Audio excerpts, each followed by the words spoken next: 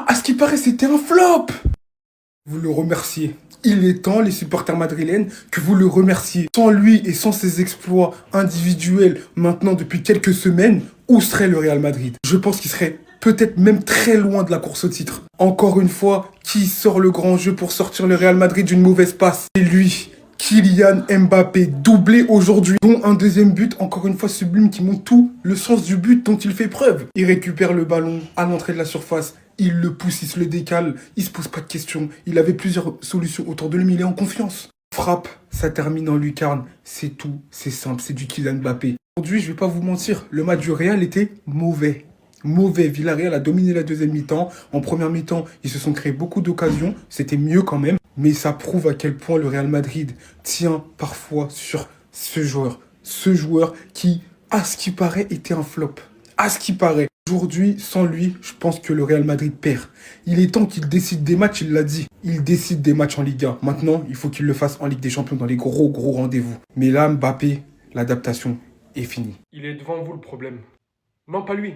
Non, pas lui. Quand vous avez vu Kylian Mbappé exceller dans le match, les premiers retours ont été, c'est parce que Vinicius est sur le banc. C'était donc lui le problème. C'est le même joueur que vous considérez problème, qui avait délivré cette passe incroyable, qui avait littéralement mis Mbappé en 1v5 contre le gardien. C'est aussi lui qui s'était déchiré pour délivrer cet extérieur, pour mettre Kylian Mbappé encore une fois en 1v5 contre le gardien. C'est aussi lui qui avait dribblé tous les joueurs qui étaient devant lui, alors qu'il pouvait finir mettre Kylian Mbappé dans cette position en 1v5 contre le gardien. C'est aussi lui qui n'a rien dit par certains moments dans le match, quand Kylian Mbappé n'était pas dans sa meilleure forme, lorsqu'il se faisait incendier par tout le monde, qui a accepté de donner son côté gauche pour que lui soit épanoui. C'est aussi lui qui a envoyé des messages à Kylian Mbappé pour qu'il puisse rejoindre le Real Madrid depuis 2 ans. C'est aussi sur lui que vous crachez avec tous les sacrifices qu'il est en train de faire.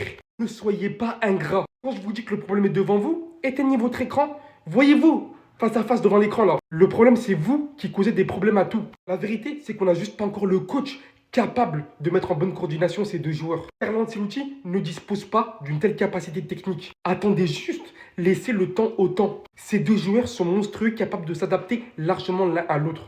Concerné, ou impliqué, ou Mbappé, ou l'année 2025, très clairement les amis, elle est du côté de Kylian Mbappé qui est en très grande forme en ce moment. Alors oui, ça a été plus compliqué pour lui sur les 2 matchs contre l'Atlético Madrid, mais avec cette défense regroupée, il avait très peu d'espace, vraiment très peu de ballons à pouvoir exploiter. Et encore, la seule action qui a permis au Real à un moment donné d'être dangereux, c'était ce penalty créé où il avait été exceptionnel sur l'action. Et ben là, match contre Villarreal. En plus, tu joues samedi, t'as joué mercredi, t'as joué 120 minutes de prolongation. On sentait un match qui pouvait être très piège. Ils sont menés 1-0 très vite.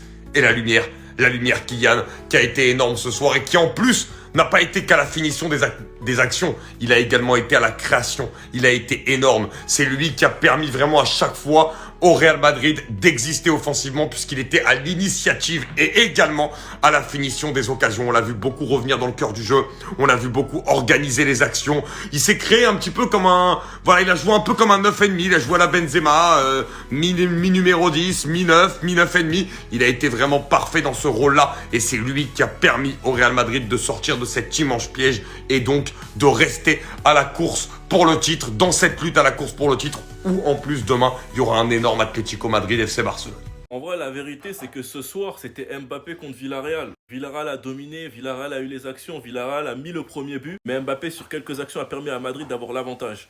Alors qu'il y a eu un but de Villarreal très tôt dans le match, réaction directe avec une superbe entente entre lui et Brahim Diaz. Brahim Diaz qui bute sur le gardien en ratant ce lob. Le ballon revient sur Mbappé, Mbappé allume les cages. Deuxième but d'Mbappé qui était venu chipper le ballon à Bellingham. On peut voir Bellingham faire le geste parce qu'il avait demandé le ballon devait être pour lui. Mais Mbappé marque au final. Moi je pense qu'il va faire polémique ce soir. C'est le jeu que Madrid avait avant l'entrée de Vinicius et après l'entrée de Vinicius. Parce qu'on a pu voir un Mbappé beaucoup plus frustré parce qu'il avait beaucoup moins le ballon. Alors le jeu se tourne plus vers Vinicius et que sur cette action, Arda Güler pouvait l'envoyer à Mbappé pour son triplé. Il a décidé de tirer et Mbappé s'est énervé en lui disant tu devais me faire la passe, tu devais me faire la passe. Il faisait des gestes.